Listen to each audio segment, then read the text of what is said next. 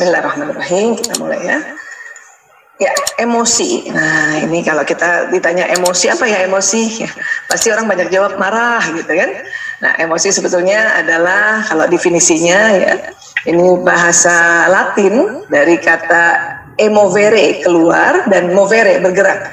Jadi sebetulnya emosi itu artinya bergerak keluar. Ya, sebetulnya itu. Hanya mungkin nanti ada lagi dalam keseharian kita sudah merasa bahwa emosi itu adalah sesuatu yang negatif gitu ya, sesuatu yang membuat kita marah, kesel, jengkel ya. Karena marah itu adalah salah satu jenis dari emosi. Karena emosi bukan hanya yang negatif, tetap ada emosi positif dan itu ada di otak kita ya. Baik, jadi kalau sering sekali kita dengar emotional intelligence. Ini adalah kemampuan seseorang dalam menggunakan dan memahami emosi, baik emosi orang lain maupun emosi diri sendiri, dengan tujuan meningkatkan kesehatan fisik, mental, serta mengharmoniskan hubungan komunikasi. Jadi kadang-kadang orang ada yang IQ ya, zaman dulu kan intelektual yang selalu dibangga-banggakan ya, tinggi tapi emotional intelligence-nya rendah, itu sulit sekali untuk berkomunikasi atau sulit sekali untuk lebih maju ya. Tapi orang yang IQ-nya biasa saja gitu ya, pokoknya rata-rata, tapi kemudian senantiasa mau belajar tentang emotional intelligence, itu jauh lebih beruntung sebetulnya dalam kehidupan ya. Walaupun idealnya memang IQ tinggi, emotional intelligence tinggi, dan satu lagi ya, spiritual intelligence juga tinggi. Wah, itu asik banget gitu. Tapi untuk sampai ketiga-tiganya itu tentu kita selalu ada ikhtiar-ikhtiar menuju ke sana ya. Dan saya yakin Bapak Ibu, kakak-kakak, saya bilang kakak-kakak ya, soalnya ini angkatannya 80 ya. Ya, atau kalau saya sih di Al-Azhar angkatnya 87, jadi masih ada di bawah. Ya, dan saya yakin Bapak Ibu, kakak-kakak yang hadir di sini itu sudah ya melakukan atau sudah mengerjakan ya sebuah kemampuan emotional intelligence ini. Hanya hari ini kita bahas ulang saja supaya kita ya refresh kembali dan bisa jadi bisa tambah paham dan tambah mudah lagi diaplikasikannya. Ya. Baik. Nah, ini otak manusia, punten, ini otak manusia yang dikeringkan pakai formalin. Ya, ini biasanya kalau zaman dulu orang kalau mau tahu otak seseorang atau mau tahu apa sih yang ada di otak manusia, itu orangnya harus meninggal dulu. Kemudian atas restu keluarga, otaknya diserahkan kepada Fakultas Kedokteran negara setempat untuk diteliti. Ya. Namun sekarang ilmu tentang otak ini sangat berkembang. Kenapa? Karena sudah ditemukan alat-alat yang untuk bisa mendeteksi otak tanpa harus orangnya meninggal dulu. Inilah makanya ilmu neuroscience itu berkembang pesat. Ya. Saya sebetulnya bukan psikiatri, saya dokter yang kemudian bekerja untuk penanganan narkoba sejak tahun 98 dan kemudian saya juga mendalami atau menggeluti ilmu-ilmu tentang neuroscience dalam aplikasi-aplikasi kehidupan. Ya. Baik, nah inilah otak manusia, Allah ciptakan dan diletakkan di kepala. Otak terdiri dari otak besar dan otak kecil, kemudian juga terbagi dua, ada belahan otak kanan dan belahan otak kiri. Otak laki-laki lebih berat sedikit dibanding otak perempuan ya. Otak laki-laki itu ya lebih berat 100 gram lah. Katakanlah kalau otak perempuan 1,5 kilo, laki-laki 1,6 kilo. Ya. Nah, kira-kira seperti itu. Ya. Baik, dan kemudian kalau kita lihat dari samping kiri, ini ada otak besar dan ada otak kecil. Ya. Kemudian kalau kita lihat dari atas, ini yang bagian depan yang di sini ya. Ya, ini yang bagian belakang. Karena di belakangnya ini ada otak kecil, itu dibelah ya. Jadi didesain oleh Allah ternyata terbelah. Ada belahan kanan dan ada belahan kiri. Ya. Ini yang bagian dahi yang di sini ya. Dan ini betul-betul terbelah sebetulnya. Nanti ketemunya lagi otak kiri kanan itu agak ke tengah ya, dari satu organ yang disebut corpus callosum, tapi agak ke tengah. Kalau dari atas sampai tengah ini memang betul-betul terbelah. Itulah makanya ada sebuah riset yang mengatakan memang otak belahan kanan dan kiri seseorang itu berbeda-beda programnya. Walaupun nanti mereka akan bekerja nyaris bersamaan. Ya. Baik, kemudian nah ini yang tadi saya bilang, ini functional MRI ini yang bisa mendeteksi otak orang masih hidup, sehingga ilmu otak sangat berkembang, termasuk ya kita tahu bahwa emosi itu ada di otak manusia. Nah ini dia, jadi di dalam otak manusia itu ada struktur atau ada sistem yang di tengah otak, terkenal dengan istilahnya the limbic system. Ini yang mengatur tentang emosi. Ya, ini ada di otak kita masing-masing. Semua orang ada otak emosinya. Bahkan sebetulnya otak emosi ini di dalam janin, di dalam rahim seorang ibu, otak emosi ini bekerja duluan dibanding otak intelektual ya. Jadi ini otak emosi. Makanya kalau ibu hamil ya kesel, mungkin ya si ibu kesel, sedih, itu berpengaruh pada si janin ya. Atau paling nggak hari itu juga janin bereaksi. Ya, kalau nggak dia sikut ibunya atau dia tumitnya dia sentuh ke dinding rahim ibunya, karena emosi sudah bekerja. Bahkan bukan hanya pada manusia saja ada limbic system ini, hewan golongan mamalia itu juga punya limbic system. Ya, makanya ini sering disebut juga otak mamalia brain. Ya, dan makanya kita punya sifat binatang juga ya. Karena kita sering diingatkan oleh Allah, kita ini kadang-kadang ya bisa jatuh derajatnya di bawah binatang. Itu karena kita punya otak mamalia. Untuk itu supaya kita ya bisa memahami dan kemudian kita bisa mengelola, maka kita akan berkenalan dengan otak emosinya. Nah, kalau kita dari samping ya ini kita kelihatannya ini limbic system. Kemudian otak emosi ini nanti dengan beberapa struktur yang ada di sini dia bersambung dengan batang otak. Yang ini sering disebut otak reptil. Jadi manusia ini lengkap, ada sifat mamalianya, ada sifat reptilnya.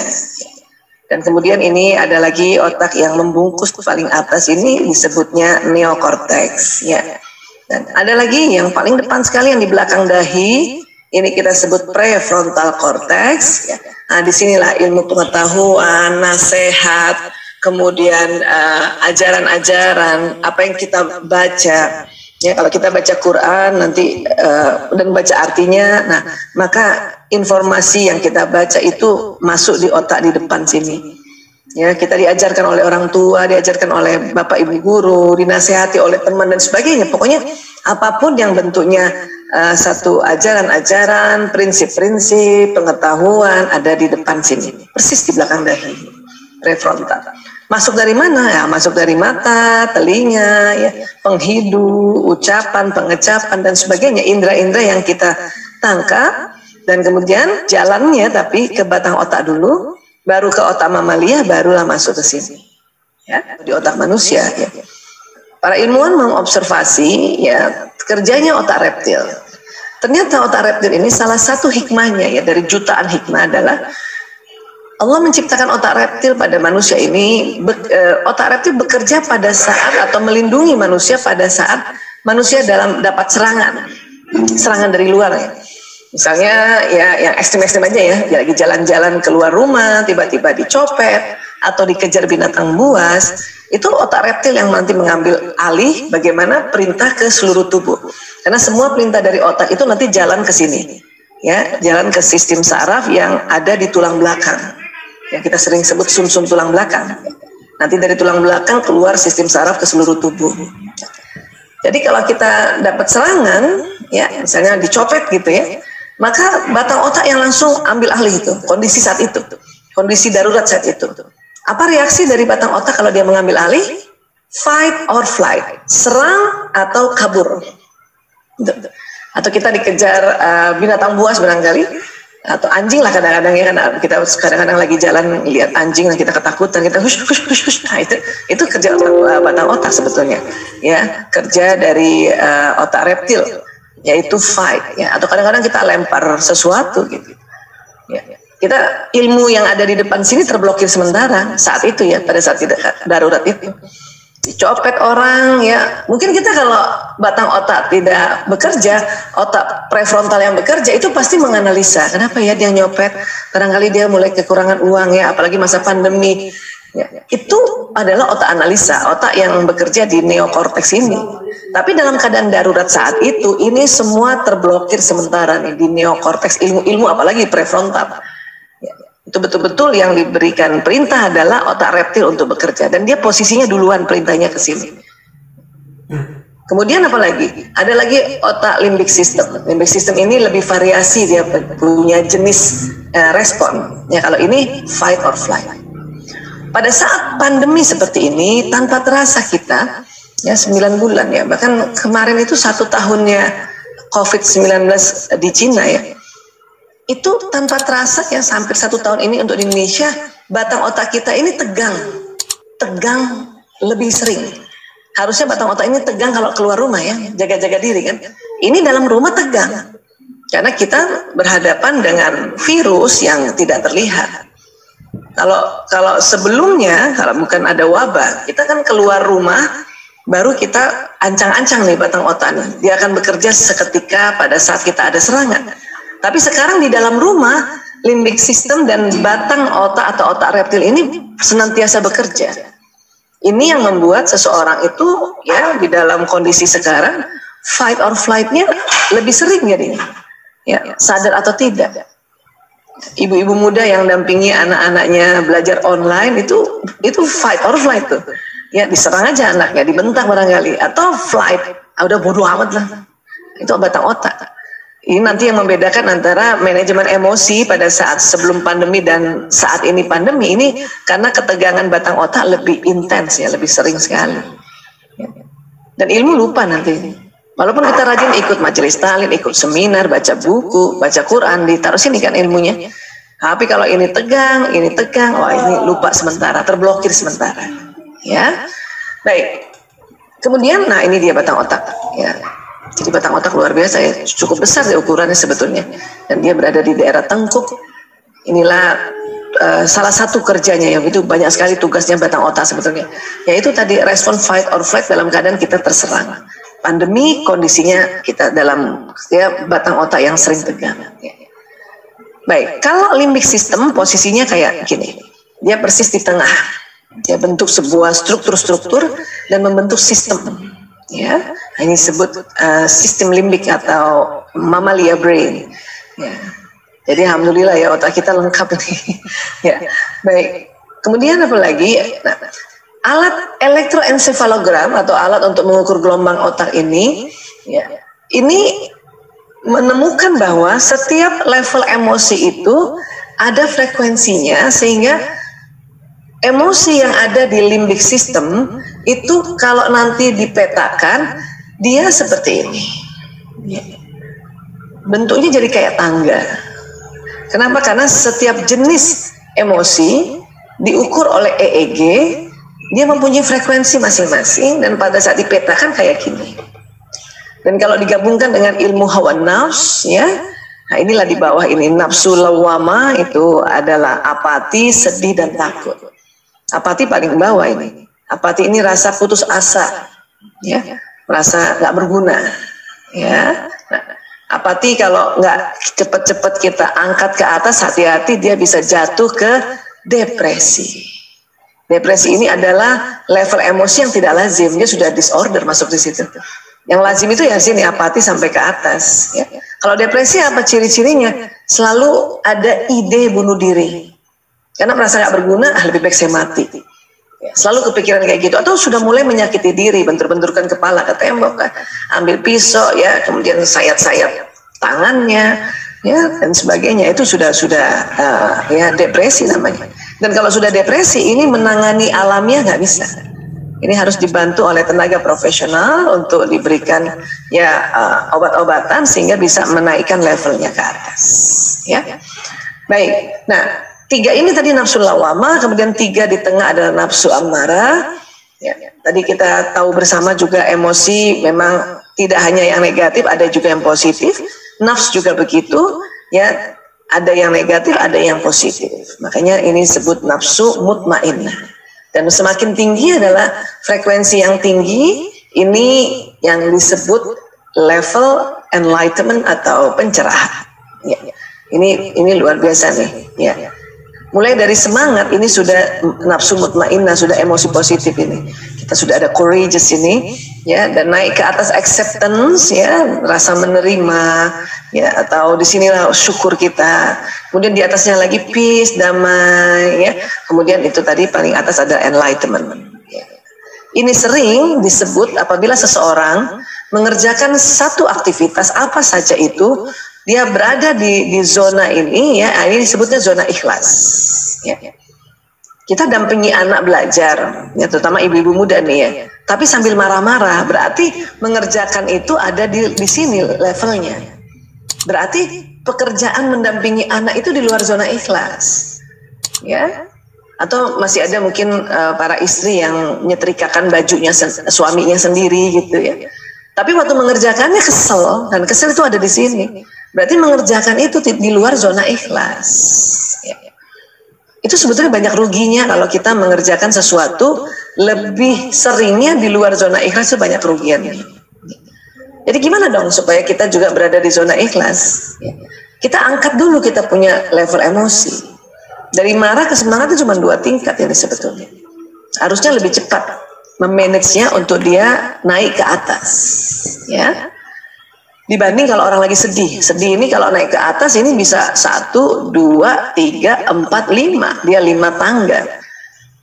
Artinya kalau orang sedih itu memang butuh waktu untuk kita bisa naikkan level emosi. Ya, dibanding orang marah, apalagi sombong. Sombong nih ya 11-12 ini kata orangnya ini karena 1 tingkat.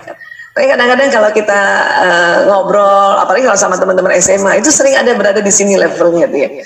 Seru-seruan istilahnya ya. Nah ini, apapun itu ya, pada saat kita mengerjakan sesuatu, kita harus cek emosi kita dulu. Saya lagi di mana nih? Di level apa nih? Ya, nganter suami berangkat ke kantor dengan kekesalan, berarti kita nganternya nggak ikhlas itu. Berarti masih ada di sini. Ya. Tapi itu sangat wajar, sangat lazim, karena ini emosi ada di otak kita semuanya. Ya, kalau anak kecil dia lebih sederhana levelnya, cuman sedih, takut, marah, semangat. Ya, itu juga pada hewan mamalia itu yang levelnya itu. Tapi kita pada saat sudah akil balik ke atas, semakin kita di usia di 50 tahun ke atas ini, dia semakin variasi jenis level emosinya. Gitu. Ya, nah, dia tidak bisa hilang dari sistem tubuh kita yang dikoordinir oleh otak tengah tadi, otak limbik sistem tadi. Hanya bisa naik turun. Kalau lagi turun, kita naikkan lagi. Nah, langkah pertama sebetulnya pada saat kita mau mengelola emosi kita, kita harus tahu bahwa oh iya, saya punya emosi negatif dan emosi positif, dan itu ya anugerah Allah. Itu karunia Allah. Artinya suatu ketika marah, suatu ketika kesel, suatu ketika cemas, takut, khawatir ya, itu ada di sini ya, cemas, khawatir di sini. Atau suatu ketika sedih, itu lazim, itu lumrah sebetulnya, lumrah. Kita nggak boleh menolak itu, karena kapan kita menolak, dia emosi malah nggak bisa naik. Kita terima, ya Allah, saya sedang sedih ya Allah, itu harus terima memang. Setelah diterima, kita juga minta sama Allah, ya Allah, angkat sedihku ya Allah. Nah, disinilah nanti akan pakai teknik-teknik tarik nafas, istighfar, ya istirja, tahlil, dan sebagainya, kalimat-kalimat zikir yang kita lafazkan. Ya. Kenapa? Karena memang ini nggak bisa hilang. Jadi kalau kita bilang, ya Allah hilangkan sedihku, ya itu kurang tepat kalau untuk ilmu dari otak ini. Karena besok masih bisa sedih lagi, karena dia turun lagi. Lebih tepatnya, ya Allah angkat sedihku ya Allah. Kenapa? Karena dia harus diangkat ke atas. Itulah makanya istilah sekarang move on, harus move on, naik ke atas, emosinya naik ke atas. Ya, nah ini yang harus kita tahu, sehingga pada satu saat kita sedang kesel, marah, itu lazim ya. Yang dimau oleh Allah adalah pada saat kita ada di amarah dan lawamah, cepat-cepatlah move on sampai ke mutmainnah. Kenapa? Karena ini zona ikhlas, dan ini pada saat kita mengerjakan di level zona ikhlas ini banyak keuntungannya. Ya, itulah makanya istilahnya banyak pahalanya. Ya. Baik. Nah, dalam surat Al-Baqarah 153, Bismillahirrahmanirrahim, ya ayyuhallazina amanusta'inu bis-sabri was-shalah, innallaha ma'as-sabirin. Hai orang-orang yang beriman, jadikanlah sabar dan sholat sebagai penolongmu. Sesungguhnya Allah bersama orang-orang yang sabar. Ini sudah dikasih penolong, ini tips penolong oleh Allah, sabar dan sholat. Ya. Kita lihat dulu sabar ya. Sabar itu apa sih? Sabar itu bahasa Arab ya, sabaru yasbiru, artinya menahan, menahan. Secara istilah sabar adalah menahan diri dari segala macam bentuk kesulitan, kesedihan, atau menahan diri dalam menghadapi segala sesuatu yang tidak disukai dan dibenci. Dalam Islam ada 3 bentuk sabar: sabar dalam ketaatan, sabar menghadapi musibah seperti saat ini, dan sabar dalam menjauhi perbuatan maksiat. Dan kembali sabar itu artinya menahan, bukan menekan. Ya. Kenapa? Kalau menahan itu kita tahan dulu. Misalnya kita marah sama suami nih atau sama anak, kita tahan dulu. Nggak kita labrak dia, nggak kita ekspresifkan dia. Tapi juga bukan menekan. Karena kalau menekan nanti tambah turun ya, tambah turun. Tahu-tahu sudah depresi. Ya, ini tambah turun nanti. Jadi kita menahan. Nah, pada saat menahan itu ada teknik memanagenya untuk dia naik levelnya ke atas. Jadi sabar itu seperti itu, dan itu indah sekali ya bahwa Allah bersama orang yang sabar. Artinya pada saat kita berada di level emosi negatif, kemudian kita ya tahan dulu untuk bisa naik ke atas, itu ya Allah bersama kita itu. Ya. Tentunya untuk bisa naik ke atas ya sebut-sebut nama Allah, ya Allah, ya Allah, ya Allah, ya Allah, ya Allah, ya Allah, ya Allah. Gitu. Ya, nah sehingga nanti naik levelnya ke atas. Sholat, tadi juga sholat adalah penolong. Karena dari sisi level emosi, pada saat kita sholat, rakaat demi rakaat, itu tanpa kita rasa, mekanisme di otak itu levelnya naik. Levelnya naik. Tentu kalau sholatnya yang tumak nina ya, bukan sholat yang terburu-buru gitu. Yang tumak nina, rakaat demi rakaat, tenang, khusyuk gitu. Apalagi mumpung lagi banyak di rumah ya, sholat sunnahnya kita lakukan ya. Untuk sholat zuhur nanti misalnya ambil qobliyahnya 2 rakaat, fardunya 4 rakaat, ba'diyahnya 2, itu tanpa terasa naik. Bahkan makanya orang habis sholat itu bisa peace, bisa damai atau bersyukur itu. Atau orang habis sholat tuh semangat. Yang mana tergantung ya punya tumak ninahnya ini. Kalau buru-buru ya tentu levelnya ya jauh, tidak sering di atas gitu. Atau ada orang sholat lagi marah gitu ya, sholatnya buru-buru, tahu-tahu habis sholat rasanya kok jadi sombong ya gitu. Itu tetap sholat itu bisa menaikkan level emosi. Dari sini, dari sudut emosi ya, hanya karena buru-buru jadi baru naik satu tangga. Coba ya seandainya tadi pas lagi jengkel, sholatnya rakaat demi rakaat lebih tumanina, itu mungkin bisa levelnya naik minimal ke courageous. Atau mungkin udah habis itu udah tenang, damai lagi. Ya, nah inilah dikatakan tadi sabar dan sholat sebagai penolongmu, masya Allah. Oke. Keimanan seseorang dikatakan naik turun karena pengaruh emosi ini. Karena emosi itu posisinya di otak itu di tengah, persis di tengah, ya. Sehingga dia mempengaruhi kita punya keimanan. Itulah makanya pas waktu kita di bawah, tentu kita terima dulu emosi kita di bawah ini, ya. Atau kadang-kadang kita ambil waktu dulu untuk memanagenya, ya. Supaya apa? Supaya keimanan kita tidak turun banget. Kita kalau ketakutan terus-terusan, nggak cepat-cepat move on, itu nanti lupa kalau Allah Maha segalanya. Allah Maha melindungi, Allah Maha memberikan kepulihan. Seandainya misalnya hari ini kita sakit ya, atau sekarang orang pada bingung nih kenapa, karena banyak di PHK, ekonomi krisis katanya ya. Makanya kita takut kan, dengar berita, akhirnya kita takutnya kelamaan. Nah karena takut kelamaan lupa kalau Allah yang Maha pemberi rezeki, Allah yang memberikan kekayaan, ya, Allah yang melapangkan segalanya. Karena kelamaan di level yang bawah. Itulah makanya kita diminta oleh Allah, ya, memang kita terima, kita sudah tahu emosi kita, dan setelah itu dengan kesadaran tinggi, yaitu kita naikkan levelnya, ya. Nanti sudah sampai di semangat aja ya, itu udah langsung enak lagi hidupnya. Oh yes, oke, mau negara krisis, ke dunia krisis ya, tapi kita ada Allah yang Maha segalanya. Itu baru ingat nanti pas lagi di semangat ini, apalagi di pencerahan. Pencerahan itu yang apa aja tuh yang kita punya ikhtiarnya ya. Sholat itu rakaat demi rakaat yang dengan tumanina kita bisa sampai ke pencerahan. Apalagi pencerahan, baca Quran. Itu udah ada beberapa kajian-kajian tentang baca Quran itu powerful karena ayat demi ayat, karena setiap satu huruf dalam Al-Quran itu ada 10 kebajikan, dan kalau diukur orang membaca Quran ya satu huruf itu ada frekuensinya, ya itu bisa sampai ke pencerahan. Ya, apalagi pakai arti, oh mungkin pencerahannya yang 1000 Hz ini. Oke, apalagi orang bisa sampai ke pencerahan ya. Dengarkan nasihat, dengarkan tausiah, dengarkan seminar, baca buku sendiri misalnya. baca kisah-kisah Rasulullah itu bisa sampai di pencerahan, atau baca kisah-kisah orang yang berhasil itu bisa sampai di pencerahan. Atau kita kalau ada satu problematika, satu masalah yang membuat kita sedih, tapi kemudian kita renungkan, ya, tanpa terasa kita bisa naik ke atas dan akhirnya dapat hikmah. Oh gini tuh, itu berarti pencerahan.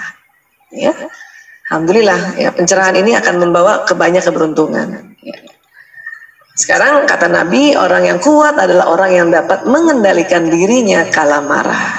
Ya. Maka Nabi ajarkan kita kalau lagi marah berdiri, duduk masih marah, rebahan. Ya.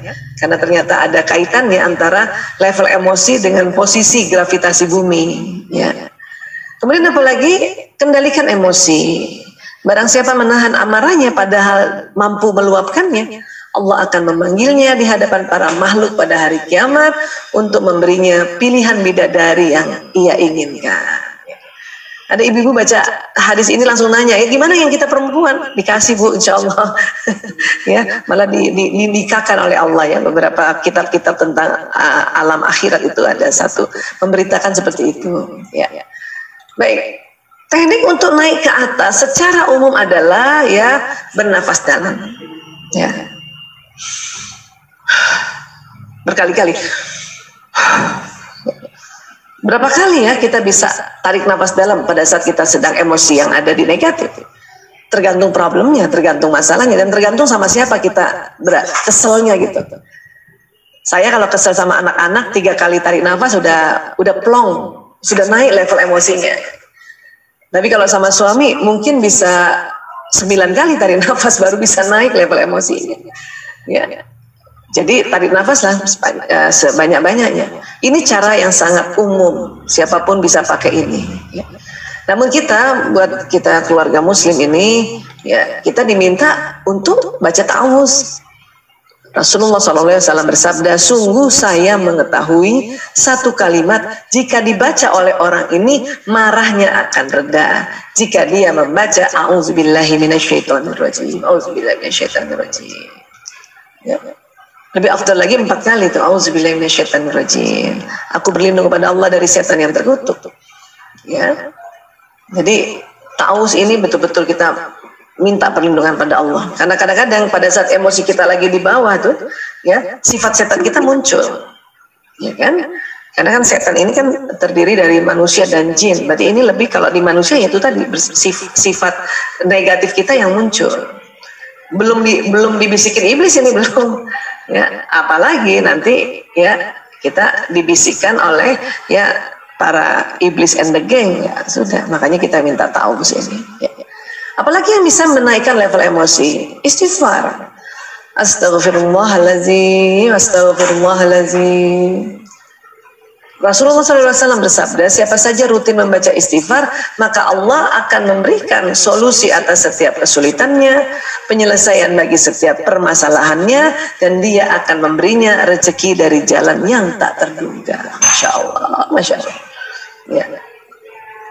Manfaat atau fadilah ya istighfar itu banyak sekali. Hadis-hadisnya itu banyak. Ayat-ayat Quran juga banyak tentang istighfar ini. Ya. Tapi satu hadis ini saja, Masya Allah, udah 3 keuntungannya.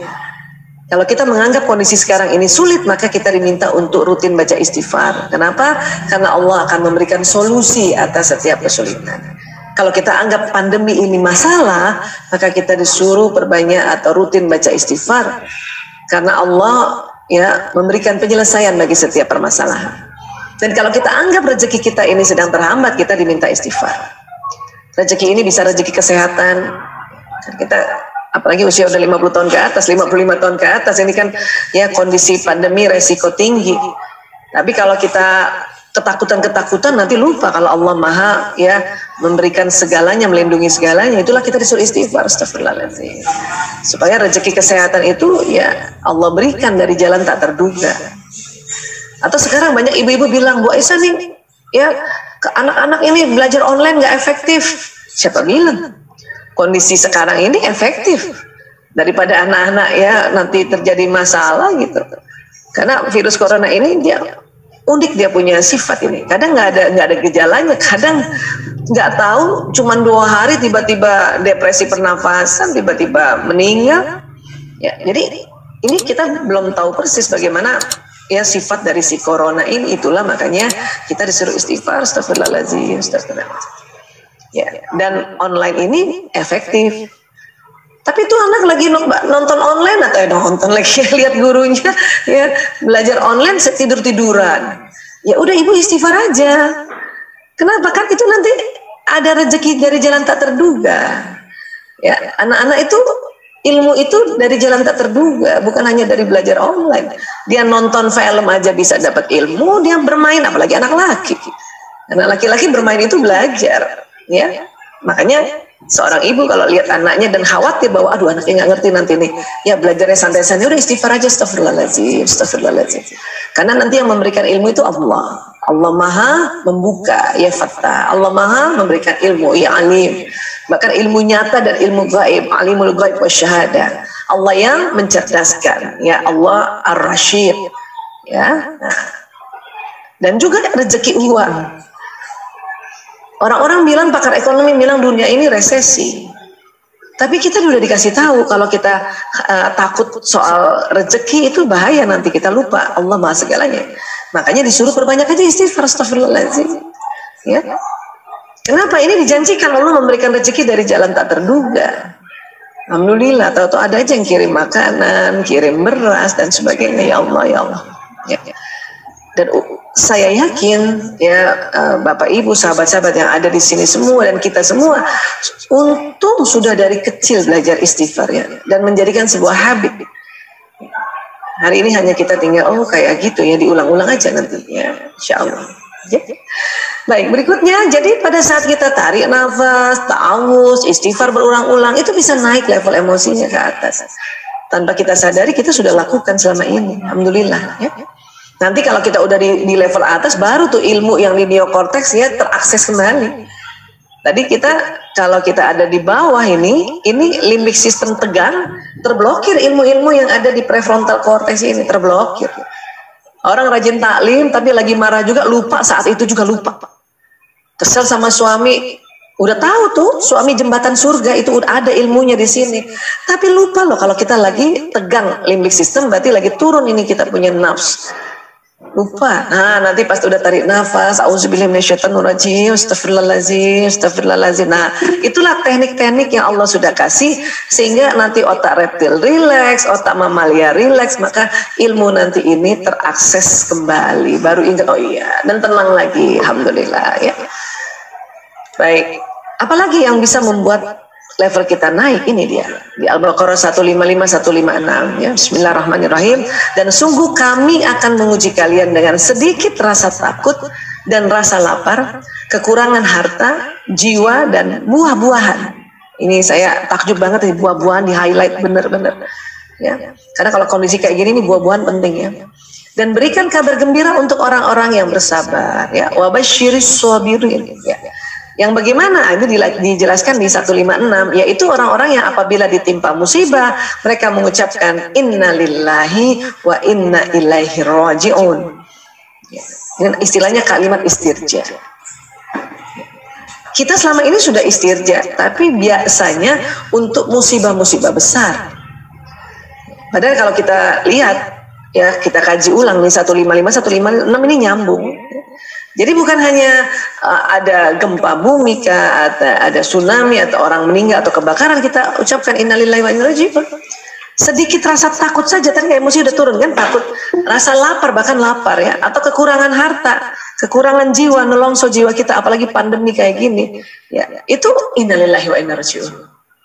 Bahkan kekurangan buah-buahan aja sudah innalillahi wa inna ilaihi raji'un. Saya pernah coba gitu ya, biasanya ada buah nih, sebelum pandemi itu hampir setiap hari ada buah. Cuman karena kemarin susah keluar, kemudian buah-buahan jadi tinggi harganya, di meja nggak ada buah, saya ucapkan innalillahi wa inna ilaihi raji'un. Kata anak-anak, siapa yang meninggal Bu? Karena terbiasa ya, orang-orang menganggap kalimat istirja itu diucapkan pada saat musibah besar saja. Terus nanti kalau anak udah ngomong tanya kayak gitu ya, kita bilang ya nak, kalau dari Al-Baqarah 155 156 sedikit rasa takut atau kekurangan buah-buahan aja kita diminta untuk beristirja. innalillahi wa inna ilaihi raji'un. Karena ternyata istirja ini kalimat yang luar biasa ya. Apabila kita tadi kan sedikit rasa takut aja, kita disuruh ucapkan ya istirja berulang-ulang, itu nanti dia naik level emosi ya. Ini yang nanti membuat kita lebih sering berada di zona ikhlas ini atau di nafsu mutmainnah ini ya. Baik, sabar ada batasnya kata orang-orang ya. Itu ternyata keliru. Yang benar sabar pahalanya tanpa batas. Innama yuwaffas sabiruna ajrahum bighairi hisab.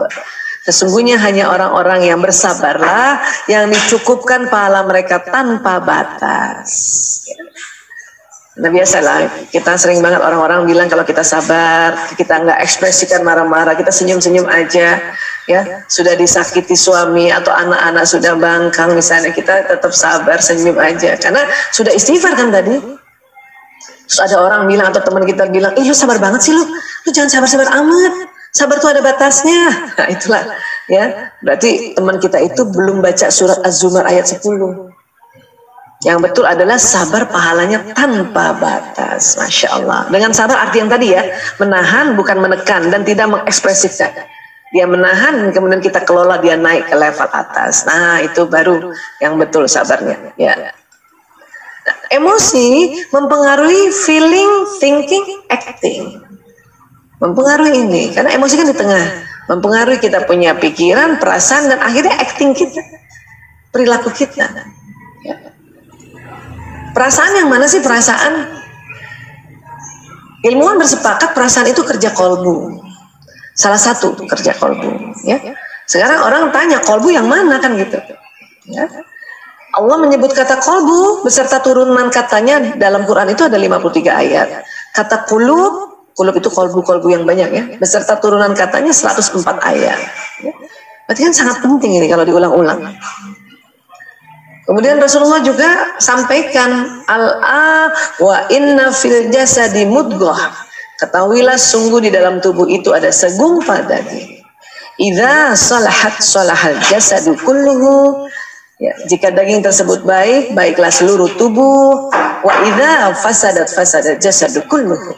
Jika rusak, rusaklah seluruh tubuh. Wa hiyal qalbu. Ketahuilah segumpal daging itu adalah qalbu. Hadis riwayat Bukhari dan Muslim.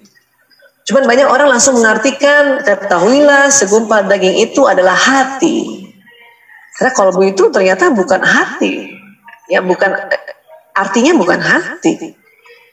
Hanya cuman kadang-kadang karena sudah bertahun-tahun, berabad-abad kita mengartikan qalbu hati, ya tetap kita kadang pakai kata itu. Tapi yang dipegang itu di bagian dada. Ya. Ada apa bagian dada? Imam Al-Ghazali ya mengatakan qalbu adalah daging yang bersuhu panas berbentuk kusam berada di sisi sebelah kiri dada. Di dalam isinya ada rongga yang berisi darah hitam sekali. Ya. Nah, kemudian salah satu dari ayat-ayat Quran tentang qalbu itu ya surat Al-Hajj ayat 46, kita lihat bahwa endingnya dulu ya. Ya. Ini al-qulubul lati fis sudur. Qulub ini kan berarti kolbu-kolbu yang banyak ya berada di dalam dada, rongga dada. Kalau secara anatomi di rongga dada itu ada paru-paru dan jantung. Hanya paru-paru itu bukan segumpal daging, dia besar itu, lebar dan ada kanan kiri gitu. Dan kalau kita lihat jantung ya, jantung ini dia memang ada di tengah tapi cenderung ke kiri. Dan dia bentuk gumpalan segumpal dan dia ada rongganya, ada isi darahnya ya. Dan yang unik jantung ini ada listriknya dan dia bekerja yang sangat luar biasa. Makanya disepakatilah qalbu itu organnya jantung. Kalau kita qalbu itu kita sebut hati yang dalam artian hati secara anatomi lever atau heper, itu posisi anatominya gini, lever itu dia bukan ke kiri malah cenderung ke kanan. Dan dia tidak murni di sudur, di rongga dada, dia agak turun, sudah masuk rongga abdomen, rongga perut gitu. Ini kalau maksud yang hati secara anatomi ya. Dan bahasa Arab juga gitu, qalbu itu jantung ya.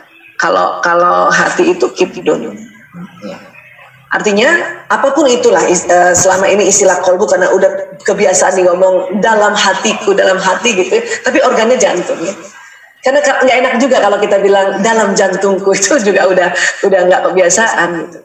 Ya, walaupun juga lever ini punya fungsi yang luar biasa, ya itu menyaring racun. Namun jantung ini ya dia punya sesuatu yang khusus.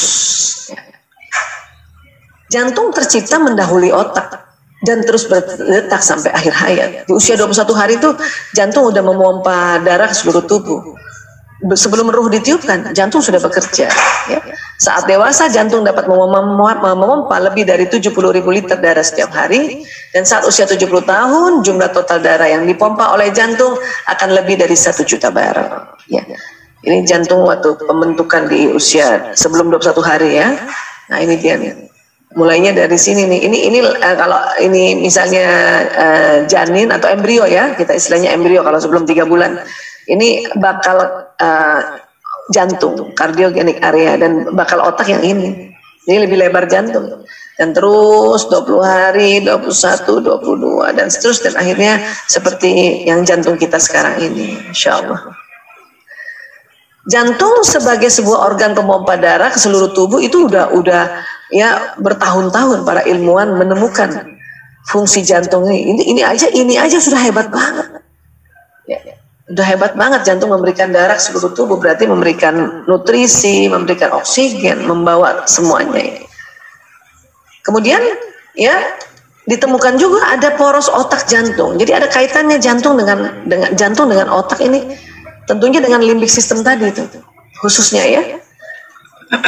Dan tahun 91 penelitian dari Dr. J. Andre Armour dari Montreal, Kanada sampai tahun 2000 ya penelitiannya, ditemukan dalam jantung ini ada sel otaknya, ada neuronnya. Jumlahnya 40.000 neuron. Selama ini ilmuwan sebelum tahun 91 ilmuwan menemukan sel otak itu adanya di otak. Istilahnya neuron, jumlahnya 100 miliar. Satu sel otak seperti satu komputer tercanggih di zamannya. Berarti di otak kita ada 100 miliar komputer. Jadi di otak ada 100 miliar, ternyata di jantung juga ada komputernya, ya jumlahnya 40.000. Dan fungsinya ya sama dengan neuron yang ada di otak. Maka para ilmuwan mengatakan bahwa di jantung itu ada otaknya tersendiri loh. Jadi jantung memiliki otak fungsionalnya sendiri, terdapat hormon kalmodulin sehingga jantung mempunyai kemampuan menyimpan proses belajar dan memori. Jadi karena ini ada potensi menyimpan memori, jadi jantung kita tuh menyimpan memori dan bisa juga belajar, ya, menganalisa memori-memori ini, pengalaman-pengalaman ini. Jantung adalah salah satu organ sensorik dan pusat canggih dalam menerima dan mengolah informasi. Ya, kemudian jantung secara terus-menerus selain mendapatkan sinyal dari sistem saraf, maka jantung juga mengirimkan sinyal ke otak. Jadi antara otak dan jantung ya khususnya limbik sistem itu saling memberikan informasi itu ya. Ya, artinya ya kalau kita perhatikan ya ini ada juga beberapa risetnya di ini nih HeartMath Institute kerjasama UK dengan Saudi Arabia. Ini sel otak yang ada di jantung ini diperbesar ya, diperbesar. Jadi ada ini misalnya ini jantung, ini tempat-tempat sekumpulan ganglia di dalam otot jantung yang dapat berhubungan dengan otak ini ya. Jadi dia ada poros khusus antara jantung dan otak di daerah titik-titik ini ya. Kemudian penemuan itu berbunyi begini ya. Interaksi antara jantung dan otak yang ternyata mempengaruhi berbagai macam aspek dari kemampuan kognitif, intuitif, empiris dan spiritual seseorang. Jadi jantung ini rupanya kalau kita isi dengan kebaikan, maka nanti dia akan mengirim juga informasi kebaikan ke seluruh tubuh, bahkan ke otak.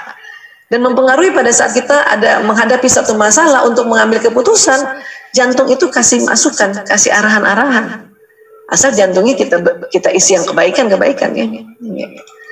Nah, ini jadi di jantung itu terjadi konektivitas antara neuron-neuron tadi. Jadi artinya 40.000 neuron tadi itu saling tersambung-sambung ini. Ya, ini kelihatannya diperbesar ya. Dan yang uniknya ada dari Laura Sanders ini tanggal 1 Agustus baru-baru nih di jantungnya tikus ditemukan sekumpulan neuron juga ada otaknya di jantung mamalia itu. Berarti jantung pada mamalia itu juga ada otaknya ya. Dan jantung di mamalia itu juga kalbunya mereka. Keren banget ya. Ada di daerah atrium ya, yang kanan atau serambi, dan ada lagi di baliknya sana. Ini nggak kelihatan ya, ada kasih warna merah, tapi yang di baliknya, di balik biliknya itu.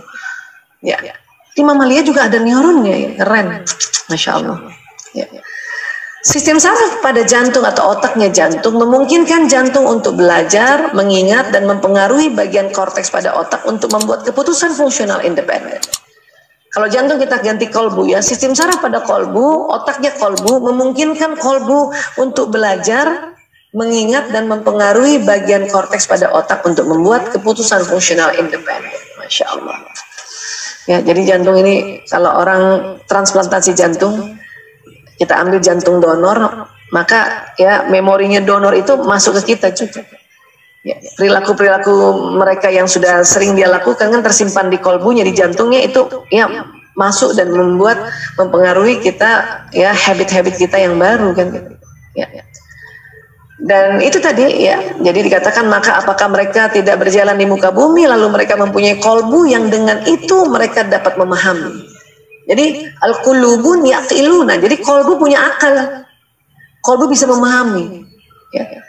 Atau mempunyai telinga yang dengan itu mereka dapat mendengar. Karena sesungguhnya bukanlah mata itu yang buta, tetapi yang buta adalah kolbu yang di dalam dada. Jadi ini, aduh, kadang kalau kita belajar lagi tentang tubuh manusia ya, ya Allah, kaget-kaget ya, amazing, dan ingat Allah ya, insya Allah ya Allah. Jadi kalau gitu bagaimana kita memperbaiki cara berpikir dan berperasaan kita? Karena tadi kita bilang emosi yang ada di sini mempengaruhi pikiran dan perasaan.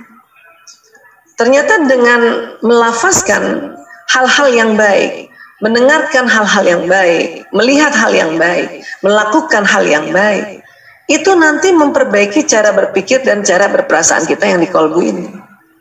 Kok bisa begitu? Karena apa yang dilafazkan, dilihat dengan mata, didengarkan dengan telinga, dan apa yang dilakukan, dicap lewat lidah dan penghidu di hidung, itu akan masuk, dan pesan itu dibawa oleh sistem saraf ke otak dan ke jantung. Sistem saraf ini kerjanya kayak kabel listrik, dia membawa pesan. Ini kan kabel saraf nih, dia kerjanya kayak kabel listrik. Bahkan di tubuh kita tuh kumpulan serabut saraf itu kayak kabel-kabel listrik yang berkumpul itu, ya. Nah, dan impuls listrik yang membawa pesan di sistem saraf ini jalannya cepat banget. Kalau dari indera kita masuk ke dalam sekitar 240 km per jam, masuk ke otak dulu, nanti otak kirim ke seluruh tubuh 320 km per jam. Sehingga pada saat kita katakan ya la ilaha illallah, nah itu sistem saraf membawa ya ke otak dan terekam di otak, dan juga sistem saraf membawa ke kolbu dan terekam di otaknya kolbu, otaknya jantung itu. Makanya orang yang selalu berzikir ya, isi otaknya itu ya senantiasa diberikan input-input tentang Allah, dan jantungnya juga gitu. Karena masing-masing ini punya daya rekam, punya daya tampung memori. Ya, itulah caranya. Makanya harus lihat yang baik, dengar yang baik-baik, ucapkan yang baik-baik, ya, dan juga melakukan hal yang baik.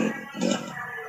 Sehingga pesan semua akan jalan ke seluruh tubuh. Masya Allah, Masya Allah. Ya. Ini kalau kita lihat ya, setelah ini kita bisa diskusi ya Bu Tiara ya. Jadi tubuh kita ini kan ini dari otak, ada otak besar, otak kecil, kemudian terbelah, ada belahan kanan dan belahan kiri, dan fungsinya masing-masing beda. Hari ini kita nggak cerita tentang itu ya. Kita cerita yang di organ yang ada di dalamnya itu ya. Nah ini tadi. Walaupun hari ini kita bicara dengan secara populer ya, karena kalau bicara yang lebih dalam lagi tentang otak, oh Masya Allah, ya itu butuh waktu berhari-hari ya. Nah, ini ada batang otak yang tadi kita sudah tahu kerjanya fight or flight ya, dan ini ada limbic system, ini tadi ada jenis-jenis emosi di situ ya. Dan nanti yang membedakan manusia dengan mamalia itu adalah neokorteks manusia lebih lebar, lebih besar. Dari otak jalan sistem saraf yang kayak kabel listrik ini seluruh tubuh, bahkan sampai ujung-ujung jari kita. Dan apa yang didengar pesan itu akan jalan lewat sistem saraf tadi ya. Ada yang ke otak, ada yang ke badan. Apa yang dilihat juga, semua pesan yang dilihat juga jalan. Makanya hati-hati melihat sesuatu, termasuk baca-baca berita itu hati-hati. Negatif atau positif pun dia akan jalan ke sistem saraf ini. Dan apa yang diucapkan itu jalan. Ya, makanya innamal a'malu binniyat, sesungguhnya ya amal kita ini ya didahului dengan niat. Itu karena apa yang kita ucapkan jalan. Dan surat Al-A'raf ayat 179, Bismillahirrahmanirrahim. Dan sesungguhnya kami jadikan untuk isi neraka jahanam kebanyakan dari jin dan manusia. Mereka mempunyai kolbu tapi tidak dipergunakannya untuk memahami ayat-ayat Allah. Dan mereka mempunyai mata tetapi tidak dipergunakan untuk melihat tanda-tanda kekuasaan Allah. Dan mereka mempunyai telinga tetapi tidak dipergunakannya untuk mendengar ayat-ayat Allah. Mereka itu sebagai binatang ternak, bahkan mereka lebih sesat lagi. Mereka itulah orang-orang yang lalai. Ya. Jadi ini tadi sudah dikatakan, nih kita harus lihat. Kalau dengan mata itu melihat tanda-tanda kekuasaan Allah, dan kita sebut-sebut lagi Allah, ya Allah, ya Subhanallah, Alhamdulillah. Ya itu dengar juga begitu. Dan ini dikatakan kita bisa sebagai binatang ternak karena di otak kita ada otak mamalia tadi. Bahkan lengkap mamalia dan reptil, ya. Inilah yang membuat kita apa yang nanti kita ucapkan, kita lihat, kita dengar, itu pesannya jalan ke sistem saraf, masuk ke otak, masuk juga di kolbu atau di jantung, dan memberikan pesan ke seluruh tubuh. Itulah jadinya perilaku kita, akhlak kita menjadi akhlak yang baik. Ya. Baik, sampai sini dulu barangkali Bu Tiara, kita buka tanya jawab atau ngobrol-ngobrol ya.